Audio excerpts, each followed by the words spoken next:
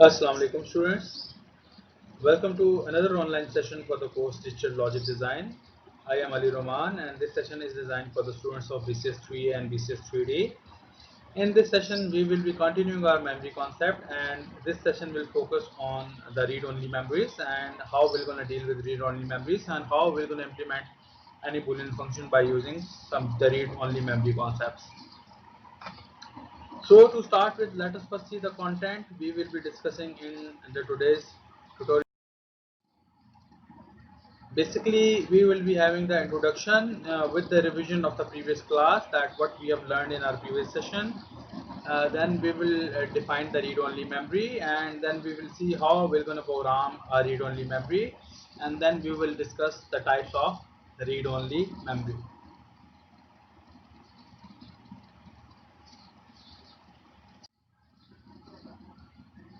As far as the readings and acknowledgements are concerned, we are at chapter number 7 of the book Digital Design with Introduction to Verilog HDL.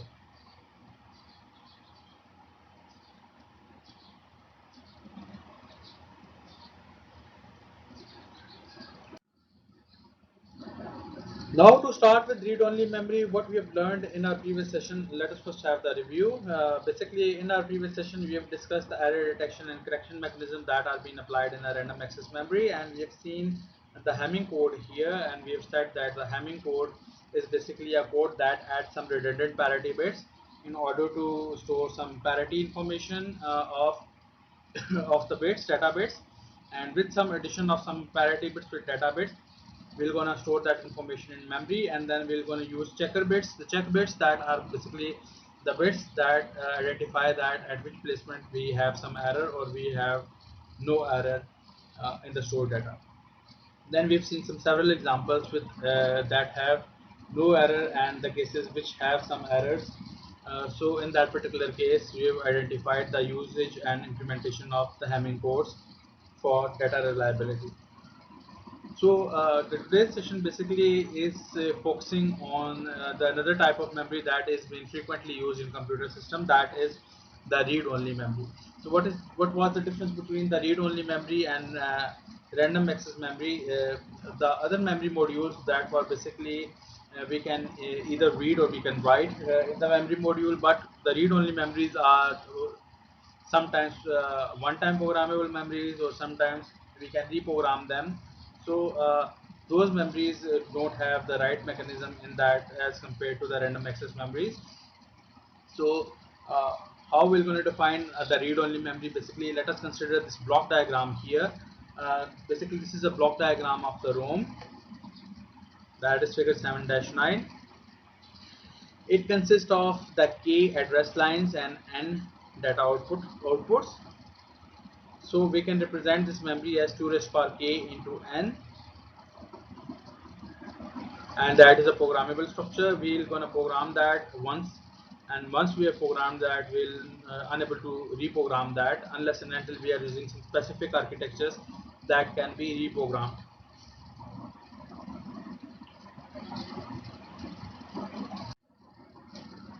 Now, as far as the construction of the ROM is concerned, basically we are using a decoder that decodes the address information to some specific location, that stores some specific fixed data that what we have programmed in that particular memory. So this is a particular case of 5 to 32. Basically, we've got 5 address lines here, and total number of locations are 32, and each location can hold the 8-bit data. So this is basically a 32 cross 8 ROM. So what we will be doing is basically we are programming here, and we are making some connections or breaking some connections here. Either we are using the fuse technology or switch technology in order to program our memory. So each output of the decoder represents a memory address basically, and each OR gate must be considered as having 32 inputs, and 2 raised power k multiplied by n, or 2 raised power k cross n ROM will have the internal to k into 2 raised power k decoder and n OR gates.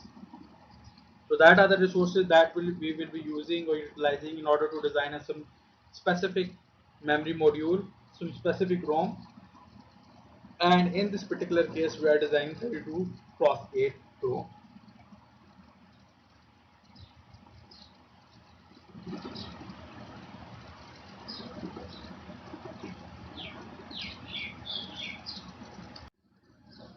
Now, how the design is being implemented and what would be the truth table here in that particular case, this is a partial truth table of the ROM here that has the inputs I0, I1, I2, I3 and I4. We've got the 32 possible combinations because we've got 32 entries, 32 dedicated address locations with 5-bit address. So the table must contain the 32 entries here, and what we have stored in some specific location, or what we have programmed the specific location is the data. That this is the data that is 8-bit data that has been programmed or stored in that particular location containing that specific address. So a programmable connection between the lines is logically equivalent to a switch. We are using a switch that can be altered even to close and open. An intersection between two lines is sometimes called a cross point.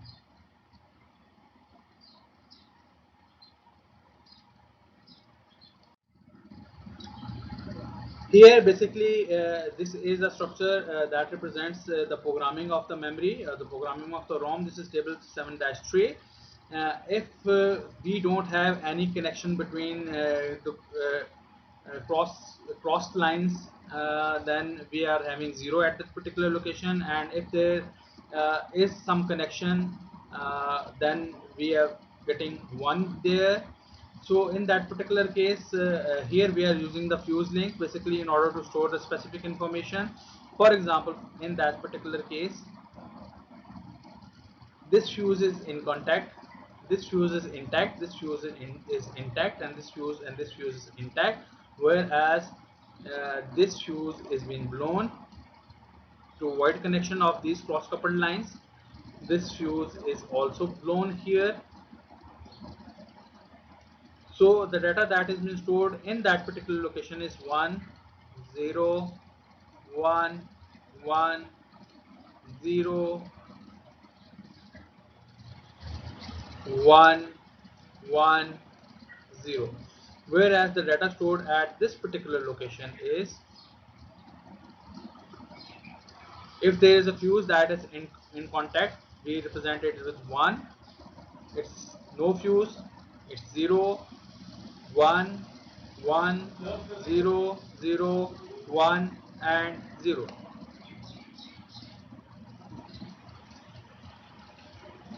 So this X basically represents the fuse intact, and if we haven't placed X here, that means that fuse has been blown, or we don't have the connection between these two that specific cross coupled line.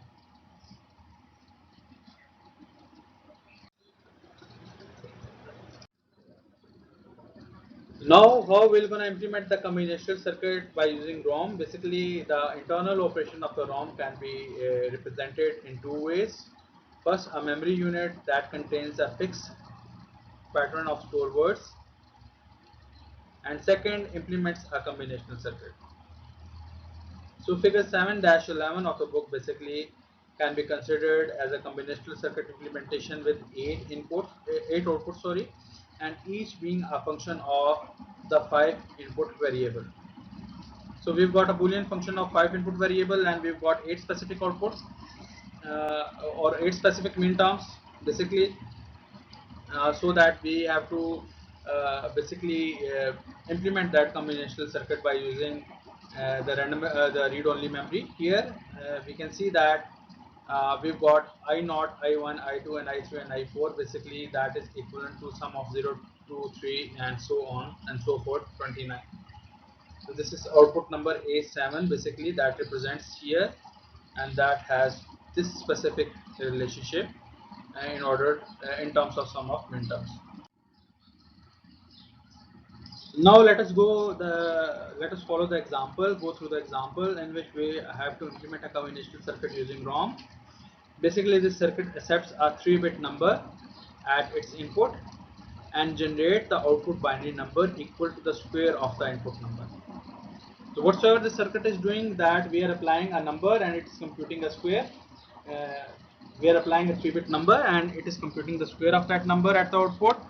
So the truth table for that particular example is we've got these inputs A0, A1 and A2, that are the 3-bit number, and the square of that number that is being represented by the output. So whatsoever the output is, we are going to store that output in the memory for that particular combination.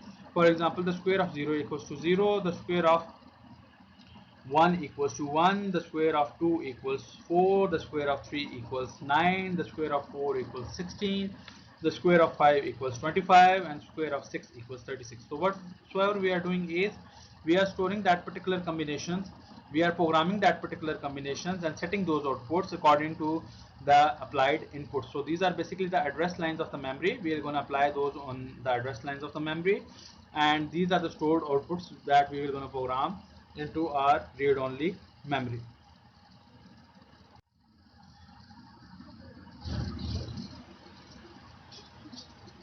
So this is basically our design example. Here we've got 3-bit input, the address lines on which we'll apply that 3-bit input, and these are the output lines basically that will gonna compute the square of the applied inputs, and this is basically the truth table of that particular example. Now let us discuss the types of ROMs that read-only memories, and which categories we're going to define or categorize those memory modules. So basically what we are doing is that the ROM may be programmed in 4 different ways. That is dependent upon the required paths in a ROM that are being programmable in 4 different ways. The first method is a mask programming, in which we're gonna use the fabrication process. When we are designing or fabricating the memory, we're gonna program that memory. And second is the read-only memory or ROM that has a fuse with fuses, and we're going to program that memory with the help of fuses. So if we have to store the information, we have to represent logic 1, we'll make that connection there and we'll make that fuse intact, and if we want to remove that connection, we're going to blow up the fuse. The second is the erasable ROM, that is programmable read-only memory, or electrically erasable programmable read-only memory, that are placed under special ultraviolet light for a given period of time, that will erase all the pattern that is being represented in memory. And as far as the electrical erasable ROM, that is EEPROM, that is erasable with electrical signals instead of ultraviolet light. So we have these 4 possible combinations of programming the memory. So we can program the memories in that particular session. So till now, let us have the conclusion what we have studied while we were discussing the memories. We have said that memories are the modules that are used to hold the information or to store the information in computer system, and that have some different applications and usage. And we have classified the memories depending upon their structure, depending upon their data storage, depending upon their data access. And we have said that the major component in any computer system that can consist of the read-only memories, or that can have the random access memories, and we have the variety of our memory modules which we can identify while considering our computer systems in detail. Then we have said that any memory module can be represented by m into n format, where m are the number of addressable locations. That can be represented by 2⁻k notation, where k are the number of address lines that are required to access any location. So we can assume that a memory module, either it's ROM or a RAM, is just like a building with several apartments here, and each apartment has a unique address, and each apartment can contain have some certain storage capacity. So in order to access any apartment or any compartment there or any location, we need that address. So that address is provided with the address bus. Either we are performing the read operation or we are performing the write operation. So that address bus carries the address information. The next thing is that either we are reading the data or writing the data in case of RAM. So in that particular case, we have to specify those dedicated control signals that are responsible for our read and write. And the next thing is to initiate the read and write operations, and then we have discussed some specific bus cycles. Afterwards, we have discussed about the structure and the classification of memory with respect to their architecture, and we have said that the RAMs are classified into 2 categories. Either the memory is a static RAM or the memory is dynamic RAM. The static RAMs are basically the RAMs that are implemented with the use of latches, whereas the dynamic RAMs have the capacitors as a storage element. So both has their some merits and demerits, and in our computer system we are using both memories, and both have their own specific application. Then next we have decided, we have discussed how to design a static RAM, and we've seen the address decoding mechanism, and we've said that uh, since the basic cells are the cells that are responsible to store any information, so we've studied the structure of the basic cell, and we've discussed that in detail, that how we're going to access that basic cell and how we're going to perform the read and write operation, and then we've decided the static RAM of 4x4. Afterwards, we've discussed the address multiplexing requirements, and we have said that in order to avoid the interfaces and pin connections, we used to have the concept of multiplexing there, so that we have minimal pins that can be used to carry out the address information, and we'll basically divide our address in rows and columns, and we'll use same address lines for row and column operation. So we'll basically use multiple cycles in order to access some specific location. Then afterwards, we switch to the topic that is the error detection and correction mechanism, and in that particular topic we have discussed about the Hamming codes in detail, and we've seen that the Hamming code is a code that basically adds some redundant bits or some extra bits in data bits in order to maintain the parity information, and with the help of those parity information and checker bits we're going to identify that either our data is containing any error or not. Then in today's class, what we have studied, about the read-only memories, and we've said that the read-only memories are the memories that can be used in order to implement any Boolean function, and we've said that these memories can be programmable, once programmable, factory programmable, or we can reprogram them depending upon the structure of the memory and the methodology which used to reprogram that structure. So we've studied that how a Boolean function is implemented, and we've seen an example that basically implements a Boolean function by using that ROM or memory. Then we have studied the types of ROMs here, and we've said that the memory can be classified depending upon how it is being programmed. So we can have the memory or the ROM that is masked programmed, or that is being programmed while fabrication process is done. The second is the PROM, basically that is a memory with a blown fuse or fuse in contact intact.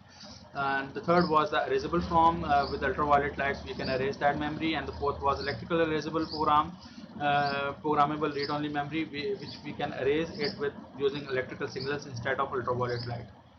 In our last session of this course, this is all for the course of the digital logic design. In our last session of the course, we will be studying the programmable logic arrays and programmable array logics, and we will conclude our course by that lecture, and the remaining last two lectures will be in the revision. You have to identify the things which needs further explanation, and we will reserve those two slots or two lectures for those topics that are not much clear as far as the concepts are concerned. So till now, students, goodbye, and be in good health and be safe from COVID-19.